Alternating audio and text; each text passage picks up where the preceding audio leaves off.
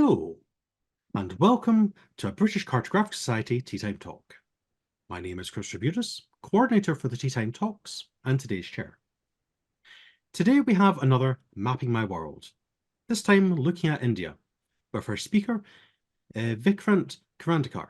Thanks, Christopher, and let me start by sharing my screen and hope this works. Good afternoon, good morning, good evening, everybody. My name is Vikrant Karandikar. I'm based in Goa in India, and today I'll be talking about mapping growth in India since we celebrated 75 years of independence in 2022. My theme is around a map, of course, and having each decade and one major event or something in that decade that had its background to either mapping, cartography, digitalization, anything else that we are all familiar with. Before I proceed, as in this background on the slide, I've taken a fair amount of links and statements over the internet and from certain publications, and I graciously acknowledge them to those who created them. Okay, a bit about me. Professionally, I'm an architect. I worked in the GIS mapping industry for a long time, but as one of the startup founders told me, I'm my email address. Think about it. Tomorrow you wake up and your email address doesn't exist. You don't exist. That's what we all have become in this digital world. Professionally, I'm a sports and music enthusiast, and more importantly, an injury-prone squash player. So that's a little about me. As the timeline shows at the bottom of the slide, we'll go through each decade, and each decade is going to be structured around a map. Why? Because I think maps tell stories. And as I went through my education, as I went through my professional life, I've enjoyed and I've picked up the stories that each year and each decade, talk to me, talk to all of us, and that's what I'm picking up. And since these are stories around maps, stories around visual depictions, I've seen that there are outcomes for citizens, government, industry, and they happen across all sectors. It's not only one of them. They're fairly broad-based. Also, having studied geography, having worked in the mapping industry as an architect and a designer as well, I see it as one unified visual language, something that people understand with or without fundamental knowledge or training in them. And I've tried to put in some things that are a little more interesting than others, so this doesn't become a bit of a death by PowerPoint. So let's start. Let's look at what the 40s have for us in India. So one of the things where we start with is a Guinness record holder city. This is the city of Nagpur in the center of India, and it's a Guinness world record holder for the longest multi-tiered transport viaduct stretching some 3+ kilometers, where you have the metro on the topmost layer, you have road traffic on the second layer from the top, and the second most lower layer, you have the mainline trains, and the bottom layer is the road. It's also a burgeoning tier 2 city, known for extreme high temperatures, goes up to about 45 degrees in peak summer. It was 41 degrees today. But for us today, it's the geographic center of India. The monument that you see on your screen is a 1907 survey benchmark, which is supposed to be the center of colonial India and also the center point of the 4 big metros, Delhi, Mumbai, Calcutta, and Chennai, Madras, as it was earlier called. And one of these things, as I grew up around, I've been visiting the city for close to 40 years. My grandparents used to live there. And I figured out that this also tells us that maps have an expiry date. So what India looked like around 1947 and what it looks like now, there's a fair amount of changes that have happened. And we'll go through each one of them a little in detail as we go along. So that's the story from the 40s. That's the kickoff. Going to the 50s, a lot of transition was happening in India around that time. One of the major topics that gets talked about is linguistic reorganization. From the time the Republic was formed, there were a lot of changes that happened socially, culturally, community-wise, language-wise. And there are three that actually stand out for me, and for a lot of people when you delve into the economics of India. And these were largely driven by the States Reorganization Act in 1956, which led to the carving of fair amount of states and rejoining of a lot of the principalities and the smaller kingdoms that existed. But one of the biggest successes that one sees as you look at India at 75 is the three states that got formed. One as a distribution of the presidency of Mumbai into Gujarat and Maharashtra on the west coast. That's the large horizontal rectangle. And the formation of Tamil Nadu, where Chennai is in the south. It's important to note because these three states, over a period of time, thanks to the entrepreneurial capabilities of three states and communities, now contribute to about 28% of India's GDP. So it just shows that how different ways that we realign and we repurpose ourselves, our communities, and not necessarily redraw boundaries, but let them thrive in places that they're best suited for, gets us the results that we look for. Moving on to the 60s were an important phase in India's journey. One, because it tried to get away from the kind of agricultural calamities that it had faced. There was a huge famine in Bengal in the early 40s. So the prime objective in the early 60s was food security. And the northern part of India, the three states of Punjab, Haryana, and Western Uttar Pradesh, as it's called, became the test bed for working and planting high resistance and high yield varieties of cash crops. And they became eventually the breadbasket of India. Now, while all this started happening, a lot of it also led to not just India becoming self-sufficient in food grains, becoming an exporter of food grains, introducing new farming techniques, but also it led to what we now call the digital green revolution. So this is where people like us, find familiar logos of drones and various technology interventions that happened in this sector. And also not just something that is on ground, but also something that derived a lot of data from homegrown, made in India companies and industry. SkySense, for one, is an Indian private sector weather forecasting company. Secondly, the tractor that you see at the bottom is one of the world's largest tractor manufacturers who have now introduced a driverless tractor using GPS, using land use data, using terrain, and they've piloted out a few years back. The drone is one, and we'll look at the drones a little later as we move into the 21st century. These are things that have now helped spearhead the agricultural sector and the green revolution into doing a lot of what is called contract farming for a lot of the multinational FMCG companies that are based out of India, and work with the farmers in providing them climate resilient seeds, better processes, and better mechanisms for agriculture. Another thing that keeps happening in India, and which is something that gets talked about, some of you may have heard it or not, but there's a word that gets talked about called jugaad. Jugaad is nothing but a hack. It's a hack that's been continuing in India for many, many years. It's a colloquial hack, but in reality, it's nothing but frugal innovation. A lot of Indian farmers have small holdings.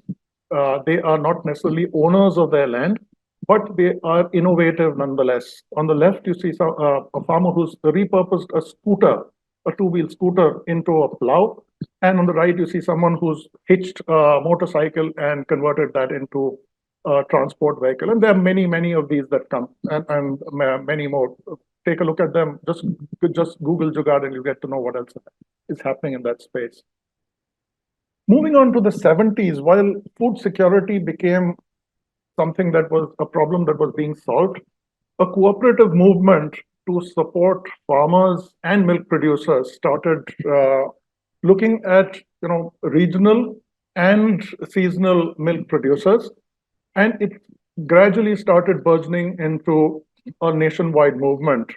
What the founder was a doctor, was a veterinarian called Dr. Verghese Kurian, who, with the support of the government, set up the milk cooperatives. And over a period of time, these have now become a 2 billion enterprise. They export their products. They no longer provide any milk-based products only. They do pretty much everything. They punch way, way above their weight. And it's become a household name. For anyone who's been to India, for anyone who's lived here, Amul, the taste of India, is something which is synonymous with high quality dairy produce. One other thing that continues in Amul, which is not really related to their business, but related to the way people have a high recall factor for this brand, is the way they are known for hand-drawn topical advertisements. It's been going on since the early 70s, entrenched with one ad agency across the country.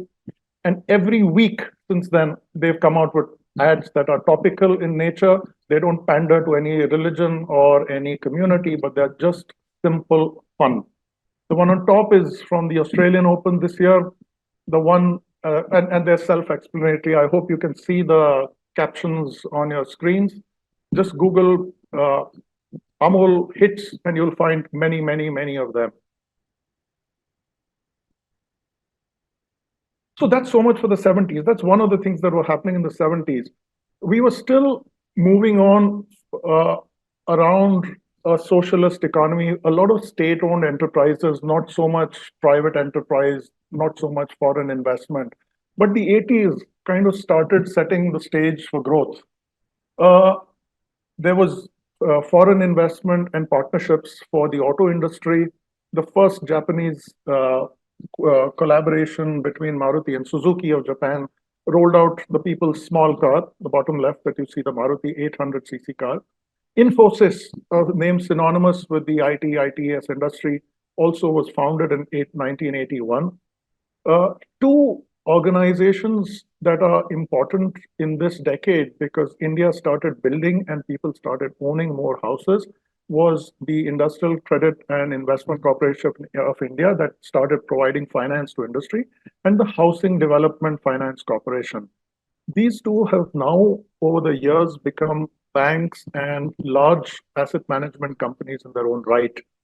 A lot of this suddenly became possible because there was a lot of access to information, access to location, though partly digital, a lot of it still analog, but still something that people could start relating to. As this continued, we also started looking at heritage. And the Indian National Trust for Art and Cultural Heritage was formed in the 80s, and they set about mapping and conserving heritage across the country. What started as something out of interest for a few people is now a nationwide organization. They partner with the Archaeological Survey of India to map sites and monuments. They've got their own list of monuments that are unprotected, which is as important as the ones that they protect. They also started a program by which business owners, business houses, and industrial groups could adopt monuments for their upkeep and for their preservation. As these things continued, another thing that became synonymous with India in the 80s was wildlife and biodiversity. The National Tiger Conservation Authority also started doing a lot more, though it was founded in the mid-70s.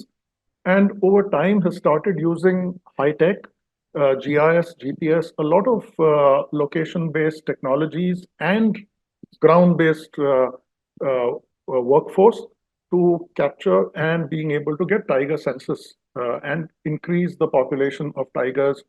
Since the success of Project Tiger, they've launched Project Lion and they've launched Project Elephant, two animal species that are also indigenous to India. While all this was going on, Postal Geography also decided that they should do something different.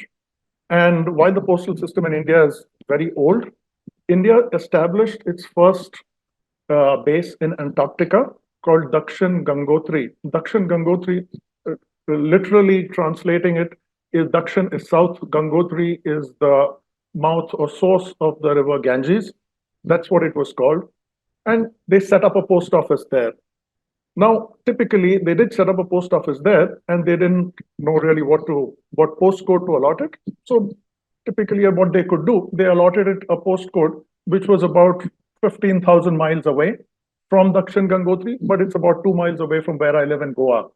So, if you need to send any mail to Antarctica or in the Indian Research Center there, you post it on to Goa. It goes from the central post office to the National Institute of Polar Research in Panjim again, and that's where it finds its way from there to Antarctica. And as if that wasn't sufficient, this was in 1984. About 2 weeks back, they opened yet another one, which again has a postcode which is on the other side of my house, 403004.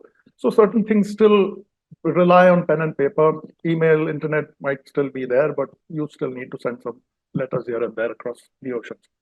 So postal geography is again something which throws up its quirks every now and then, in spite of going digital the way they can.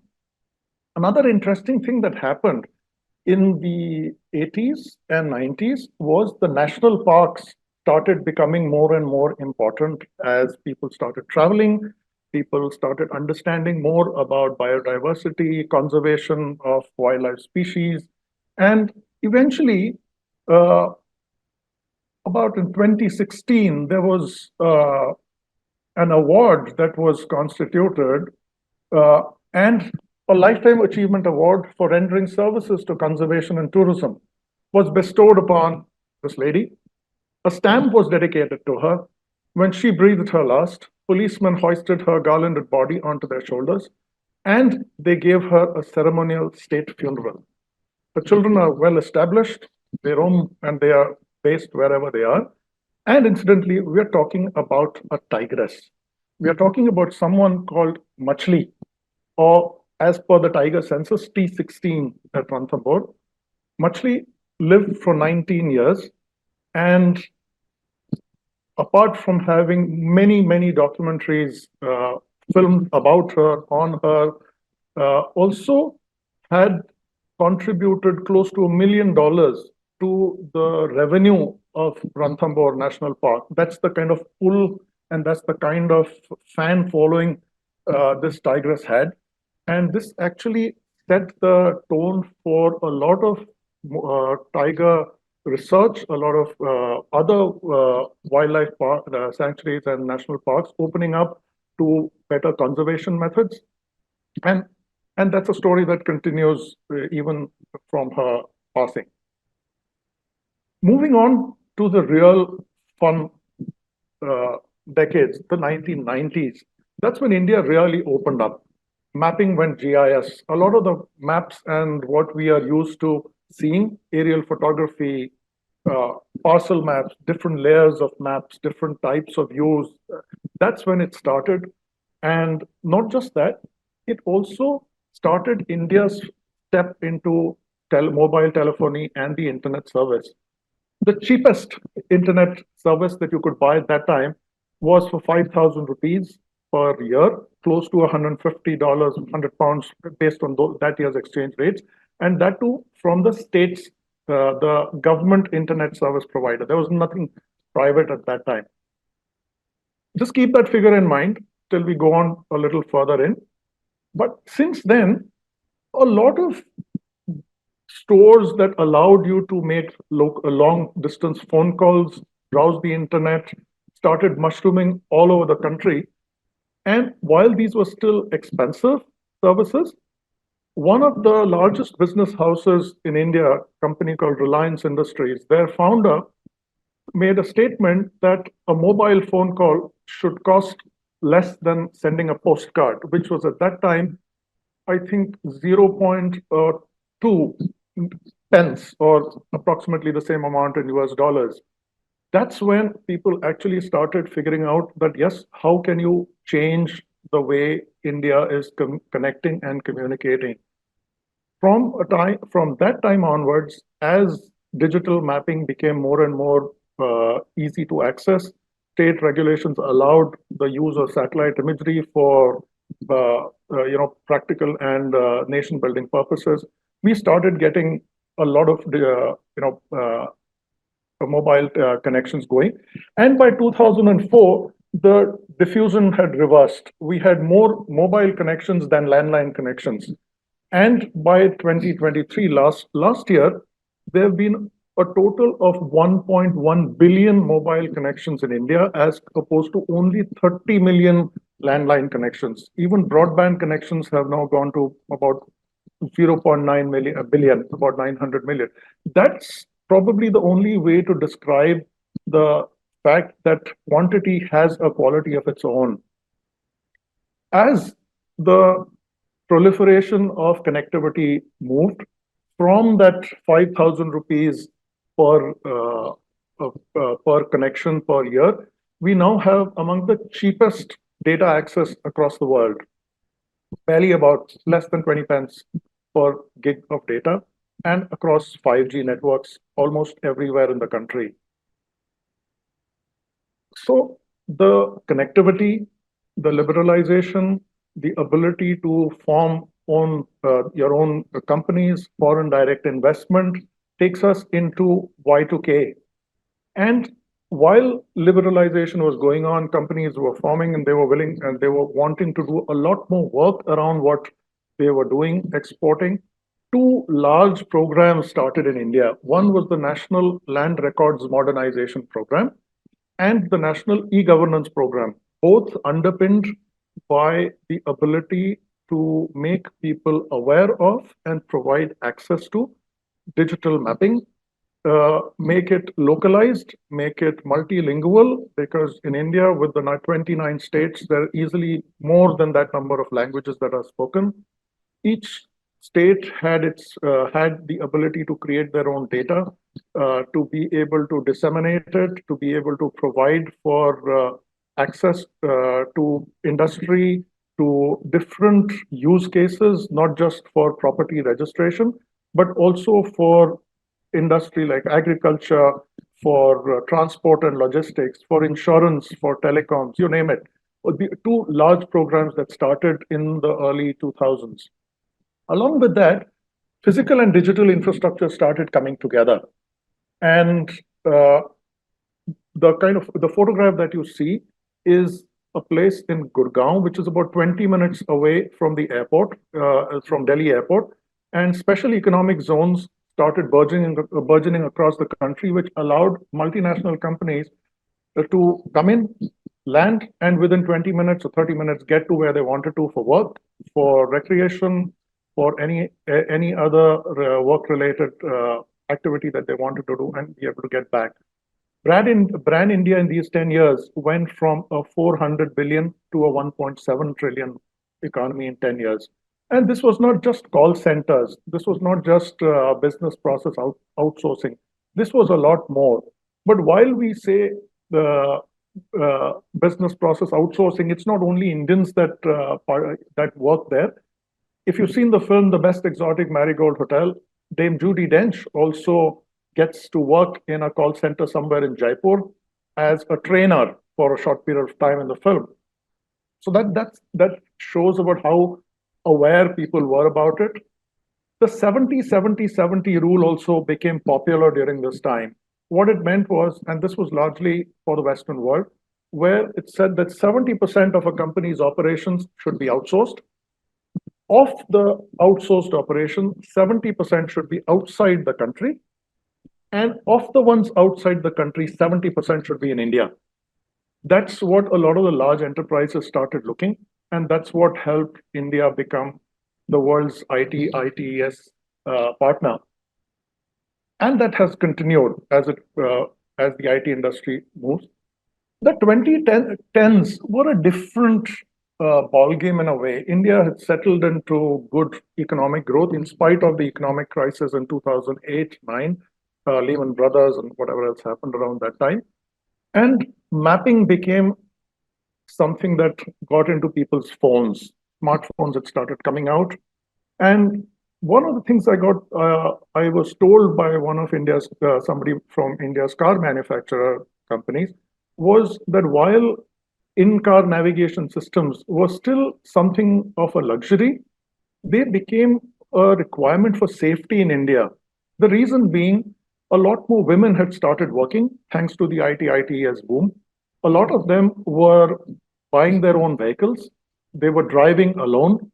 And for them to be able to get back home after late in the evening after a day's work or from anywhere else they were driving from, having access to a map and directions was an element of safety rather than rolling your windows down and asking strangers for directions.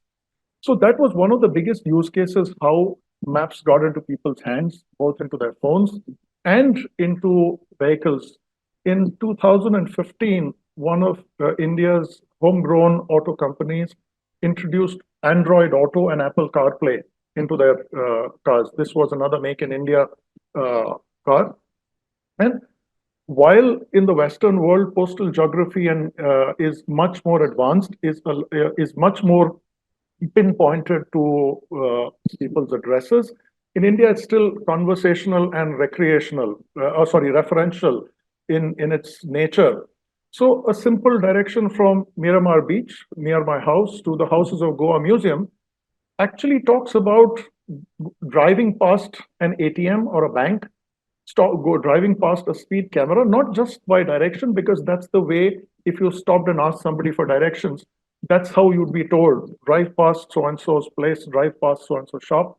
And this is Google. So Google had to change the way they operated Google Maps in countries other than India, and had to actually rework their entire strategy to make it more relevant for India. And it's interesting to note that the marker that it says pass by Bank of India ATM, it's actually on the opposite side of the road. It's not on the side that you're driving. It's on the opposite side of the road. So I guess they want people to have 360-degree vision when you're driving in India, which is actually a reality given the kind of traffic we have. But that's how in the 2010s things started moving. And a lot of logistics companies, a lot of food delivery, Amazon started operations in 2010. And this has then led to a lot of the larger organizations wanting to have their own maps to get away from Google's monopoly.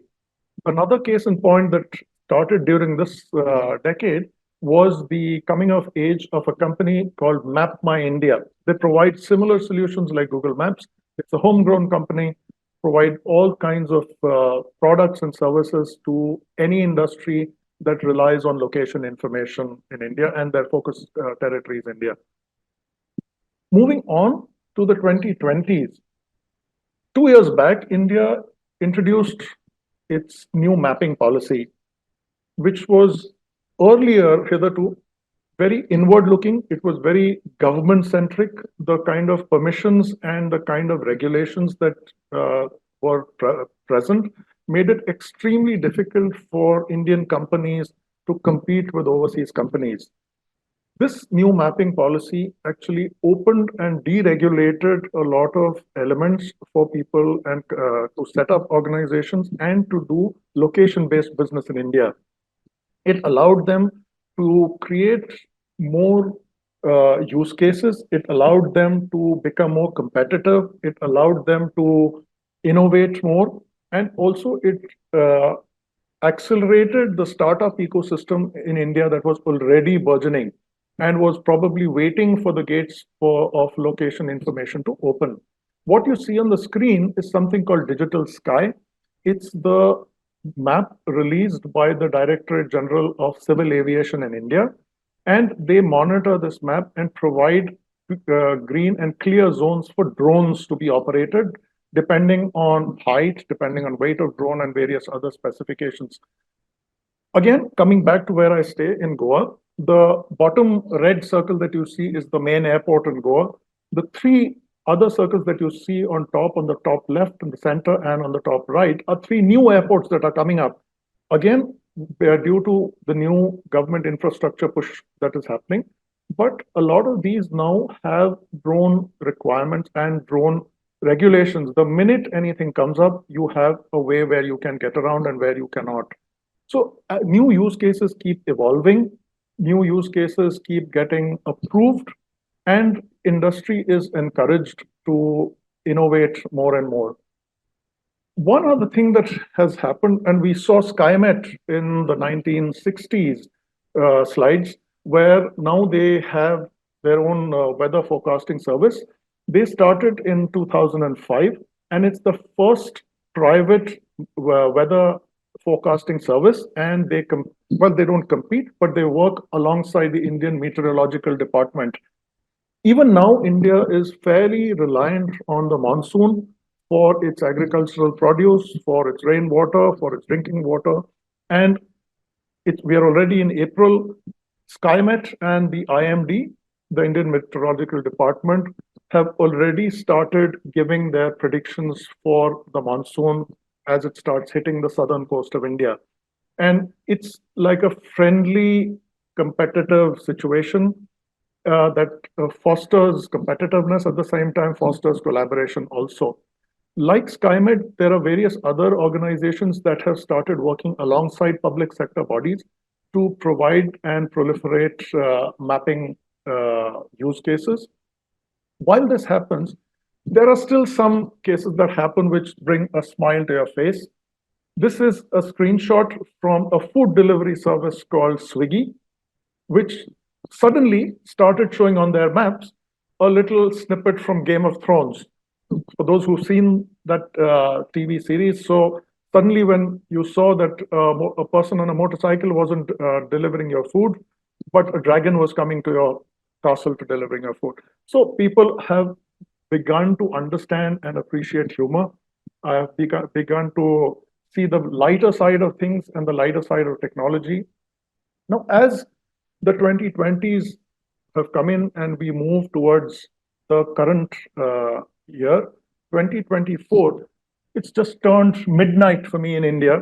So in about 7 hours, the largest democratic exercise will start. India will start voting to elect a new parliament in 7 phases. It might sound like any other election, but here we are talking close to 1 billion voters that will go and exercise their franchise. Just for comparison, it comprises the population of these countries. It's an exercise that is run in parallel using 50,000 plus voting machines, 100,000 plus personnel, various tools, technologies, and means to get to the last voter to be counted. Also, it gives us interesting correlations over time. We saw in the 1950s that Bombay, as it was then called, was distributed into Gujarat and Maharashtra, and Tamil Nadu was created. They ended up becoming among the 3 states with the highest GDP in the country. There are also states which have the maximum amount of participation and presence in the Indian Parliament. So one can see that the way India has moved over the last 7 decades, the progress and the way the different states are contributing to India's growth as we've just turned 75 and move on is correlated with a lot of activities and a lot of initiatives that took place over the last so many years. At the same time, India also is still very unique and unusual, whether it is in terms of the Amul ads or Game of Thrones food delivery. We also have the world's highest polling station at about 4,300 meters. The bottom left photograph is a polling center that is in the forest of Gir, a lion place which is famous for Asiatic lions. And this polling center is set up for one voter. It's set up for only one voter. And there are places where the entire machinery for the elections is ferried to places which are far and difficult to get to, so that people do not need to travel. The franchise travels towards them. So that, in a nutshell, is a whistle-stop tour over the last 7 odd decades that India has seen. and India has mapped its growth and continues to map its growth as we speak. In summary, I've taken two logos. One is from the St. Xavier's University in Calcutta, which is Nihil Ultra, and another is the Roman Emperor Charles V. Let me just recheck my notes. I don't want to get this one wrong. Yes, this is Charles V, the Holy Roman Emperor, whose motto was plus ultra. So nihil ultra is nothing beyond, and plus ultra is go further beyond. So as India moves ahead, I read somewhere that maps are like campfires. People gather around them. So I'm sure as we go beyond 75, there'll be more campfires to be lit and more stories to unfold. And with that, I think that it comes to the end of my presentation. I'd be willing to take questions.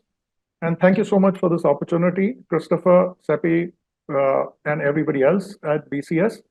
And I look forward to responding to any questions the best way I can. Christopher, over to you. Thank you very much, Vikrant, for that. It was a very interesting talk. A nice whistle stop tour through over 70 years of India with the use of maps there. So we now come into the Q&A session, as you may have all guessed.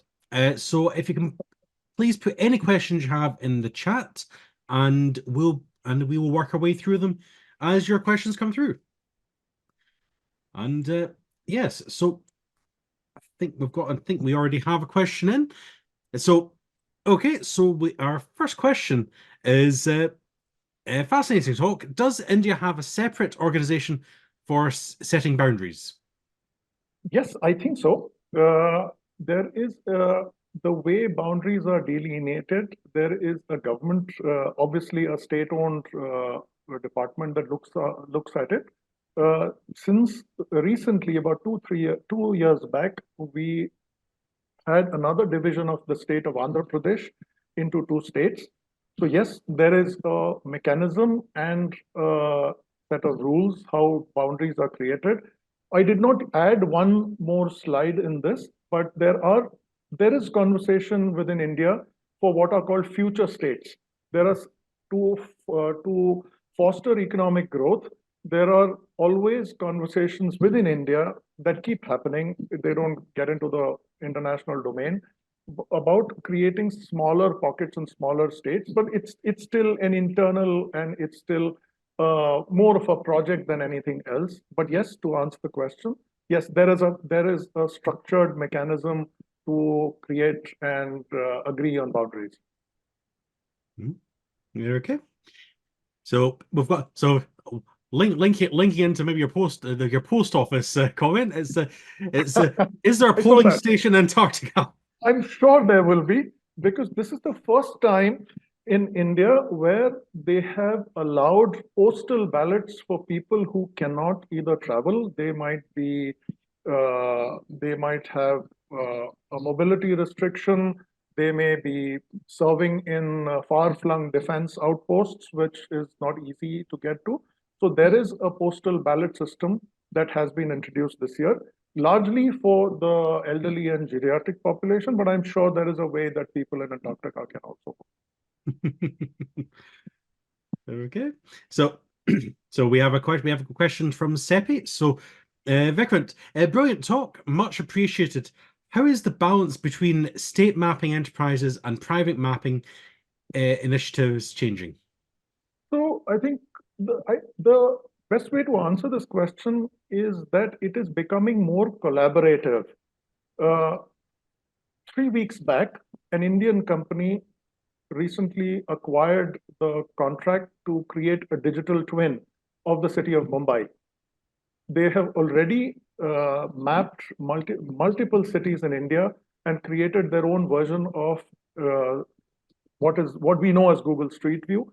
So the collaboration between private and public sector is increasing, not only from the view of providing permissions and granting approvals, but also to understand that there is a certain amount of trust in Indian private sector to be responsible for the data that they create, the way they use it, and the kind of data security measures that they apply to that.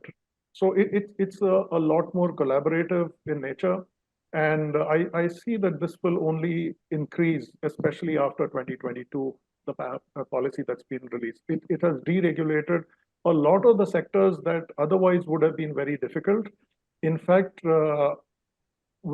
satellite imagery, which was once the prerogative of the National Remote Sensing Agency in Hyderabad, which was part of India's Ministry of Space, the Department of Space, has now actually allowed private entrepreneurs and startups to send up satellites of their own. So I think that's the best way to answer that. Yeah. Okay. So another question is a great talk. Thank you. Do you have a personal favorite map of India? Yes, and I think my personal favorite map of India is I grew up in New Delhi, and one of our dear friends is a historian, and through her I saw a map of Delhi created, I think, in the 1800s, which I think has print, or the source is at the Ordnance Survey in Southampton. So that I guess would be my personal favorite, more because not just because it's a map which traces roots back to the UK, but it also talks about how road names change. It talks a lot more about the way people related to those maps in their inability to understand them because they were created in English at that time, and how they became bilingual, and they became colloquial as people interpreted them in their own ways. Okay, no, rather interesting there. So, okay, so we've got another few more questions coming in. So it's thank you, Vikrant. A clear link between how economic development can be displayed and enhanced by the use of maps. Can you tell us a bit about the mapping authorities and national mapping, and how the independence of individual states is affected by this? So mapping in India is largely controlled by the Survey of India, very much like the Ordnance Survey or any other national survey agency in any other country. At the same time, while they are the custodians of the national mapping environment from the public sector side, at state level, certain things like the National Land Records Modernization Program, while it's a nationally run program, each state, depending on its ability, its competency, its capacity, and skill development programs, has the ability to run its own charter of how it's able to run the National Land Record Program in that state. So while there are certain common goals that they have to achieve, depending on the urgency and the need for each state or province to have its own set of rules and it's set out its own roadmap, is something that they are a little more independent to doing. Another area where states create their own charters is for risk management. So one would have read that in the last 3-4 years, we've had more than our share of cyclones, not in the Bay of Bengal, but in the Arabian Sea on the west coast. So we see a little more emphasis on risk assessment and risk mitigation measures for the western states, which was something that the states on the eastern coast would have done maybe 15-20 years back. So I think that's how the National Mapping Agency, the public sector, the private sector, the agencies responsible for safety are able to collaborate, allowing for controlled independence, if I can use that phrase. And Okay, right. So we have another question. So it's excellent talk. Historically, the Survey of India is older than the OS in Britain. Presumably, topo map coverage is complete at medium to large scale. How much does the general public engage with such products? I'm not sure whether the Survey of India is older than the OS. I'm not very sure, but be that as it may. There is a fair amount of topo coverage at medium and large scale. Citizens don't necessarily need to connect and engage with such mapping products, mainly because in today's day and age, any kind of map is available in your pocket. What has now started becoming is that, and if we go below an esoteric level of people who have smartphones and go a level down, I think that's where they have the ability to go to their nearest, community center or any government provided citizen service center where they can get access to information should they need one. I used to live in Bangalore for about 4 or 5 years before COVID, and Bangalore has something called Bangalore One, which is a number of citizen service centers which you can get to pretty much within about 2-3 miles from wherever you live. I may be exaggerating that a little bit, but that's a place which provides any kind of citizen service that you might need to engage with the government for. I see OS 1791. Maybe that's. Yeah.